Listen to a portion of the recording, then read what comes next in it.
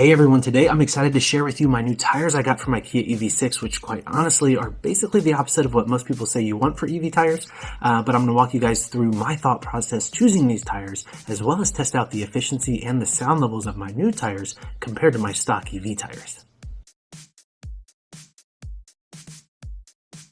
Now, I can't wait to show you the tires, but first I'm going to talk through choosing the tires. So the first thing I'm going to talk about is the weight rating, because this comes up a lot with EVs, being that they do actually weigh more than comparable gas vehicles. And this is a question I get often: do you need to have specific EV tires in order to handle the weight?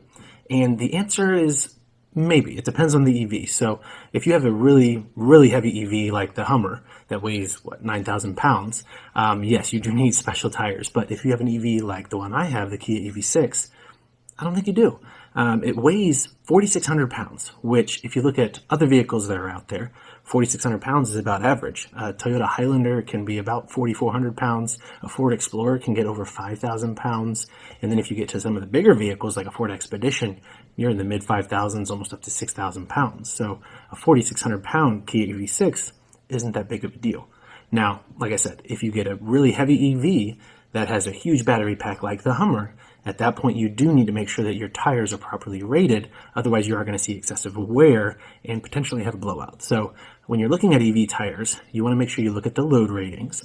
But honestly, all the tires that I looked at for my EV6 all had load ratings that were well above what it would need to be for the EV6. The ones I ended up getting are XL rated, which means extra load, but even SL, standard load tires, all of them were over 1,800 pounds load rating, which is, like I said, well above where I would need to be. Now, next up, I want to talk about low rolling resistance tires. Now, this phrase is very popular with tire manufacturers to signify basically tires that have been designed to have a lower rolling resistance and increase efficiency. So with gas cars, increase miles per gallon. With EVs, increase the miles per kilowatt hour. Now, there are varying ways that the manufacturers do this when it comes to the tread design, the tread compound, that type of thing. But either way, most manufacturers optimize their tread for some sort of low rolling resistance. There's going to be different levels of it. Some tires are going to perform better than others, but tire manufacturers want their tires to give people the most efficient experience possible while giving them the better performance. Now, personally, I wanted to go with tires that were performance tires that have more traction. I do take my car to the track sometimes. I like to drive fast.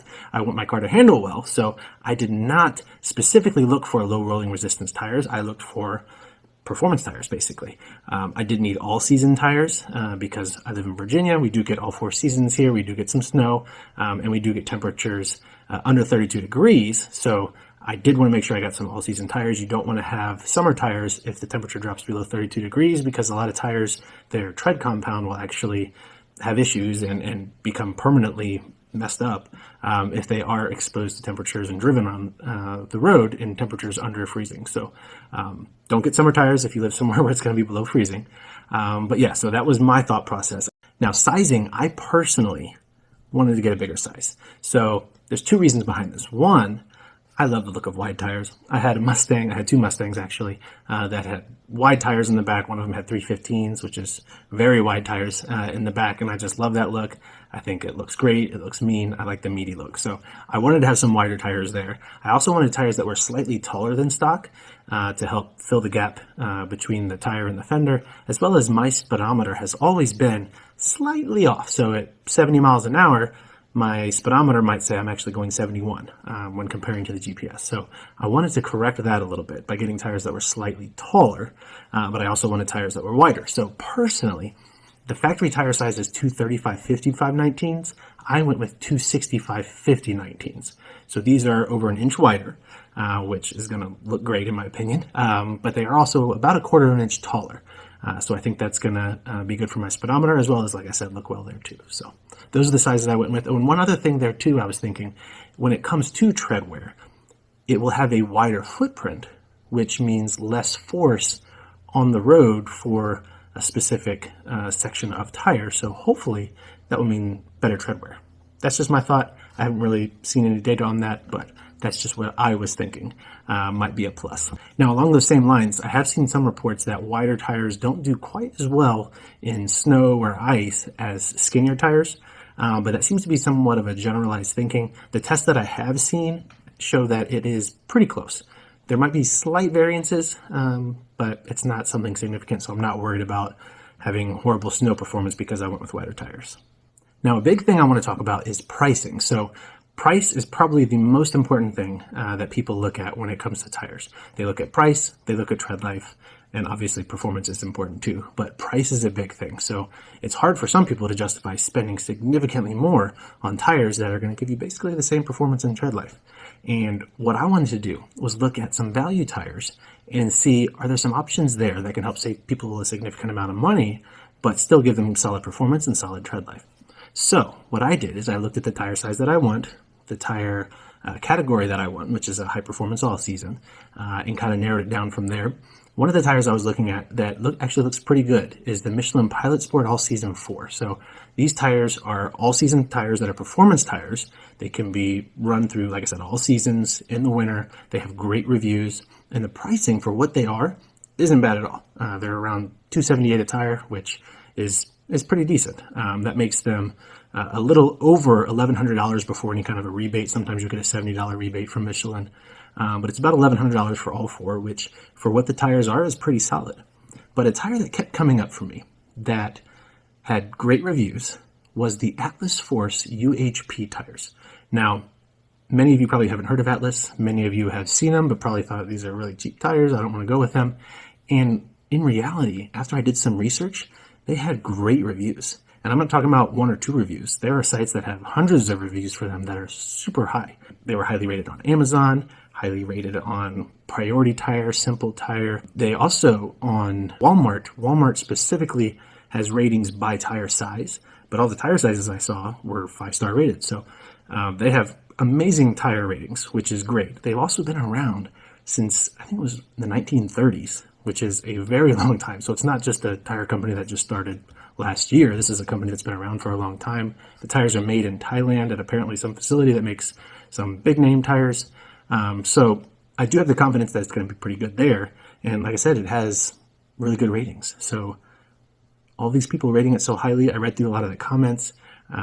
People loved them and think they're great. Tire noise is supposed to be okay. Tread life is supposed to be okay. But the pricing on these are less than half of the Michelin's. And the tread pattern actually looks very similar to the Michelin Pilot Sport All Season 4s, which is interesting. So I'm excited to test these out because I think they are going to be a solid tire. They are going to be louder than my factory EV tires because the factory EV tires have foam, so I'm expecting them to be a little bit louder.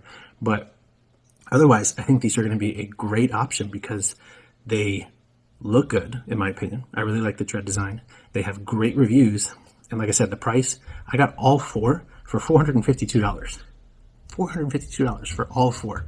That is really solid. So I'm excited to get these installed and take a look at them, see how they look, see how they fit, being that they are so much wider, as well as test out the efficiency and the sound levels, because I think this is going to be a solid option, and I'm really excited. All right, the tires are installed. Time to take a look at them up close. Man, that's a good looking car. And these tires look so good. I do like that sidewall design. The tread pattern here looks good. Again, very similar to the Pilot Sport All Season 4s I was looking at. You can see these tires are the 265/50/19s, and the load rating is 110, which is over 2,300 pounds. And the W is the speed rating, which is 168 miles per hour. M&S means mud and snow, showing they are all seasons. But yeah, I really like this design. And I like the size. They fit well. They aren't sticking out or looking crazy. Remember, I have 19 by 8.5 inch wheels with a 40 millimeter offset.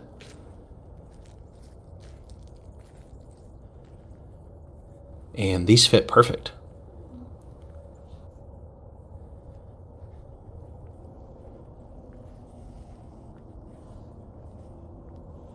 Coming around to the other side here, the tires look really good. You can see my new springs under there. Stay tuned for that review soon.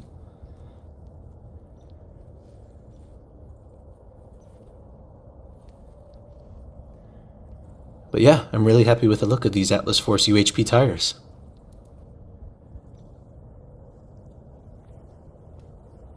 Now let's get to the tests. So we're getting on the highway here in my stock Kumho EV tires. I set up this view in Car Scanner to give us some relevant data. It's right around freezing outside, the battery is between 40 to 50 degrees, and the tires are currently around 36 psi. We'll go ahead and get up to 70 miles per hour and set the cruise. And reset the trip meter at the top of the hill here. And there we go. This will be a loop style test. HVAC is completely off.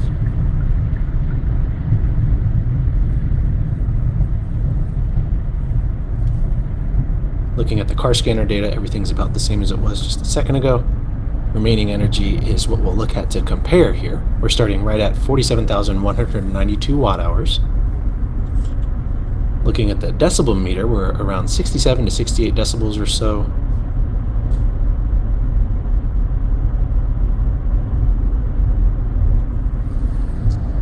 And now we'll drive and see how it does.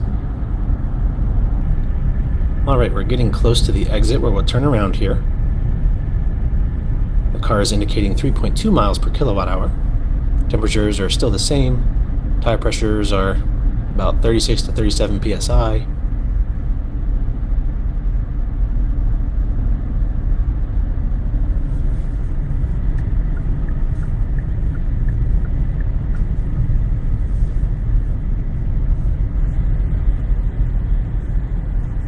And we'll go up here and loop around and get back going the other direction.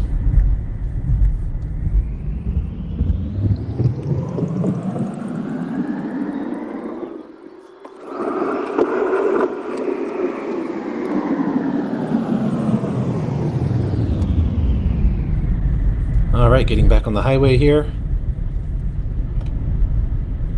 And back up to 70 miles per hour.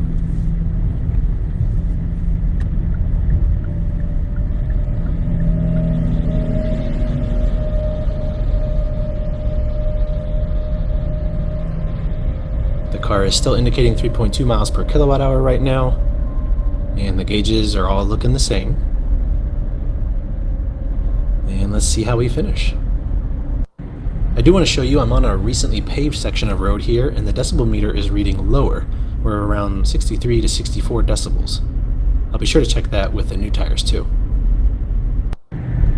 Alright, nearing the end here, the car is showing 3.1 miles per kilowatt hour right now, which is pretty good for being freezing outside. Everything looks about the same here. We'll watch that remaining energy to see where we finish.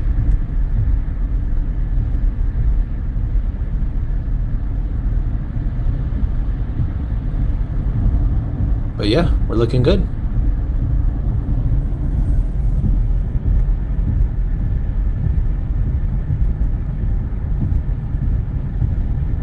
Looks like we'll finish at 3.1 miles per kilowatt hour according to the trip display.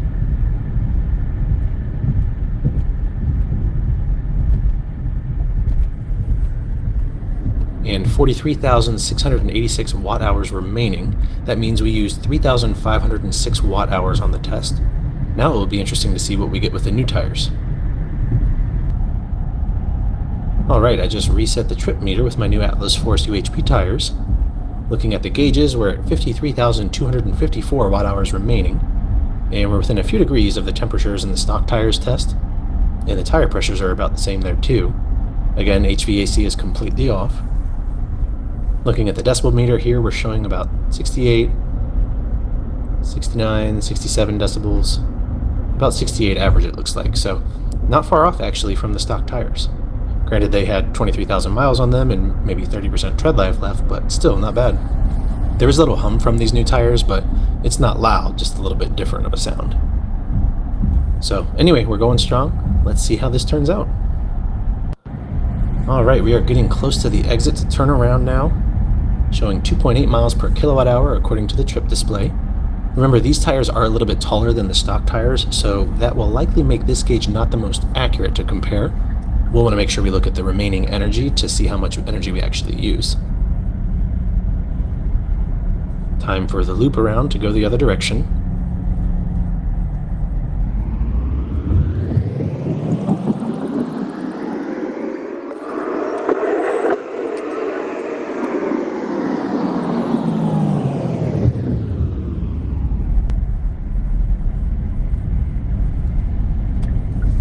now getting back on the highway, 70 miles per hour.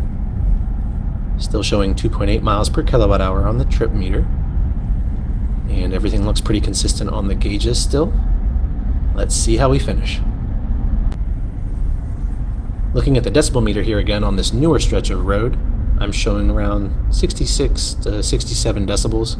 So it is a few decibels higher here than the stock tires. Again, that is to be expected since the stock tires have the foam inserts to reduce noise. But this is definitely not loud by any means. Now to see how the efficiency test finishes.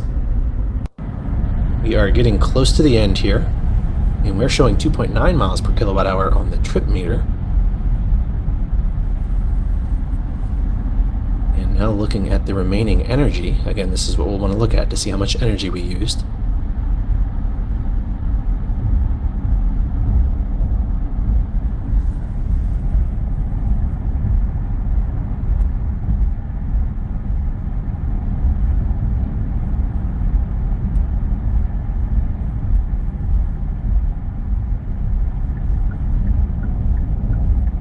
And we're getting up to the top of the hill here, and we're at 49,830 watt hours remaining, which means we used 3,424 watt hours of energy, and that's actually less than the energy consumed with the stock tires, which was 3,506.